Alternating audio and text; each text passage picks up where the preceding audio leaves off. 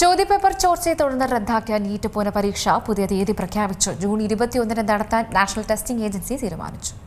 May 3 നടന്ന പരീക്ഷയിൽ ക്രമക്കേടുകൾ കണ്ടെത്തിയതിനെ തുടർന്നാണ് കേന്ദ്ര അനുമതിയോടെ പരീക്ഷ റദ്ദാക്കിയത്. അക്കാദമിക് സെഷൻ വൈകാതിരിക്കാൻ യുദ്ധകാലാടിസ്ഥാനത്തിലാണ് പുതിയ തീയതി പ്രഖ്യാപിച്ചത്. മെയ് മാസത്തിലെ പരീക്ഷയ്ക്കായി അപേക്ഷിച്ച വിദ്യാർത്ഥികൾ വീണ്ടും രജിസ്റ്റർ ചെയ്യേണ്ട. പഴയ അപേക്ഷകൾ തന്നെ പരിഗണിക്കുന്നതാണ്. പുനഃപരീക്ഷയ്ക്കായി ഉദ്യോഗാർത്ഥികളിൽ നിന്ന് അധിക ഫീസും ഈടാക്കില്ല.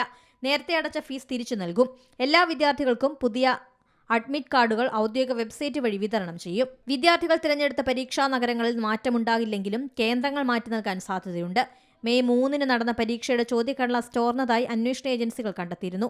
പരീക്ഷയ്ക്ക് മുൻപ് സമൂഹമാധ്യമങ്ങളോട് പ്രചരിച്ച മാതൃകാ ചോദ്യപേപ്പറിലെ ചോദ്യങ്ങൾ യഥാർത്ഥ ചോദ്യപേപ്പറിലും ഉണ്ടായിരുന്നു. ക്രമക്കേടുകളുമായി ബന്ധപ്പെട്ട അന്വേഷണത്തിനായി CBIക്ക് വിട്ടിരിക്കുകയാണ്. National desk C Malayalam news.